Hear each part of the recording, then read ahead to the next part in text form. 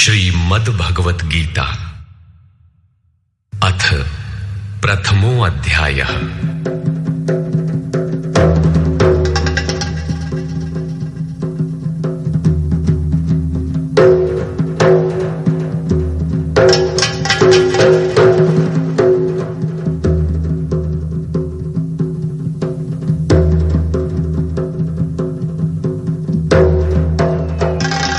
धृतराष्ट्र उवाच।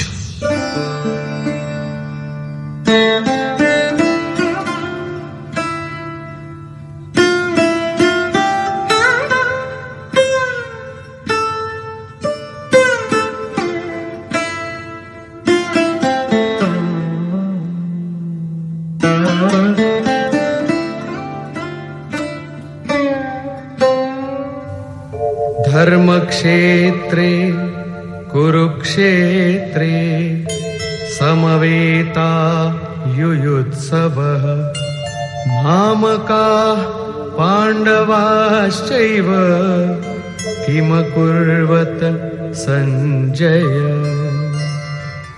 धृतराष्ट्र ने पूछा, हे संजय, धर्म क्षेत्र कुरुक्षेत्र में एकत्र युद्ध की इच्छा वाले मेरे और पांडु के पुत्रों ने क्या किया?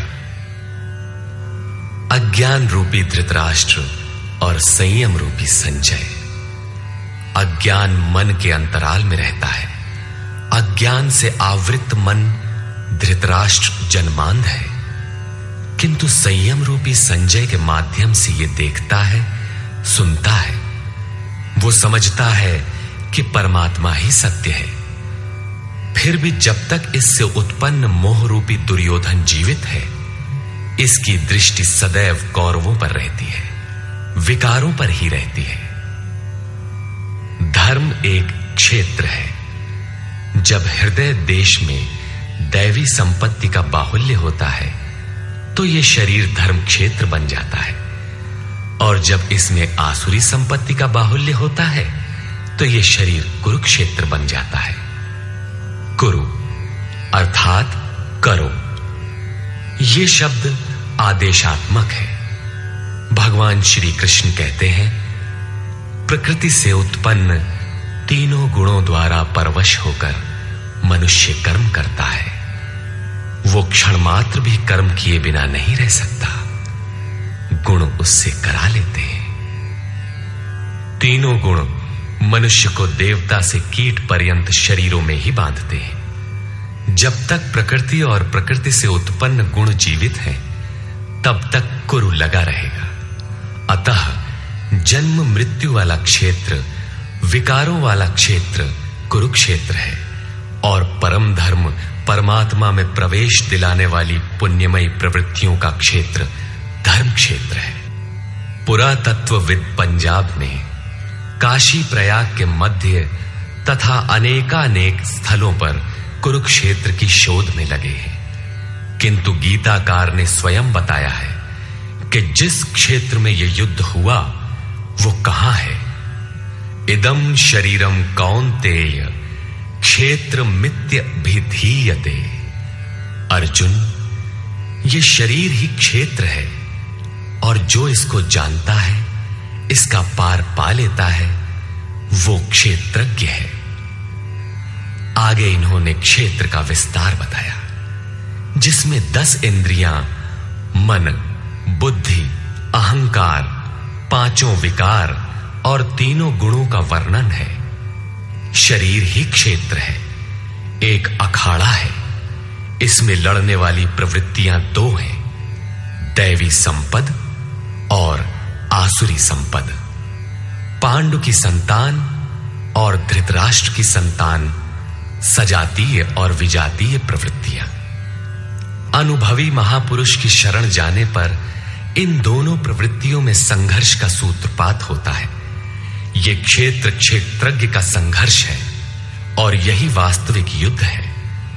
विश्व युद्धों से इतिहास भरा पड़ा है, किंतु उनमें जीतने वालों को भी शाश्वत विजय नहीं मिलती। ये तो आपसी बदले हैं। प्रकृति का सर्वथा शमन करके प्रकृति से परे की सत्ता का दिग्दर्शन करना और उसमें प्रवेश पाना ही वास्तविक विजय है। यही एक ऐसी विजय है जिसके पीछे हार नहीं है। यही मुक्ति है जिसके पीछे जन्म मृत्यु का बंधन नहीं है। इस प्रकार अज्ञान से आच्छादित प्रत्येक मन संयम के द्वारा जानता है कि क्षेत्र क्षेत्रज्ञ के युद्ध में क्या हुआ। अब जैसा जिसके संयम का उत्थान है वैसे वैसे उसे दृष्टि आती जाएगी। संजय उवाच। दृष्ट्वा तु पाण्डवानीकं व्यूढं दुर्योधनस्तदा आचार्यमुपसंगम्य राजा वचनमब्रवीत्। उस समय राजा दुर्योधन ने व्यूह रचना युक्त पांडवों की सेना को देखकर द्रोणाचार्य के पास जाकर यह वचन कहा। द्वैत के आचरण ही द्रोणाचार्य हैं। जब जानकारी हो जाती है कि हम परमात्मा से अलग हो गए हैं, वहां उसकी प्राप्ति के लिए तड़प पैदा हो जाती है। तभी हम गुरु की तलाश में निकलते हैं। दोनों प्रवृत्तियों के बीच यही प्राथमिक गुरु है। यद्यपि बाद के सद्गुरु योगेश्वर श्री कृष्ण होंगे, जो योग की स्थिति वाले होंगे। राजा दुर्योधन आचार्य के पास जाता है। मोह रूपी दुर्योधन। मोह संपूर्ण व्याधियों का मूल है। राजा है। दुर्योधन दुर अर्थात दूषित, योधन अर्थात वह धन। आत्मिक संपत्ति ही स्थिर संपत्ति है। उसमें जो दोष उत्पन्न करता है वो है मोह। ये प्रकृति की ओर खींचता है और वास्तविक जानकारी के लिए प्रेरणा भी प्रदान करता है। मोह है तभी तक पूछने का प्रश्न भी है, अन्यथा सभी पूर्ण ही हैं। अतः व्यूह रचना युक्त पांडवों की सेना को देखकर, अर्थात पुण्य से प्रवाहित सजातीय वृत्तियों को संगठित देखकर, मोह रूपी दुर्योधन ने गुरु द्रोण के पास जाकर यह कहा।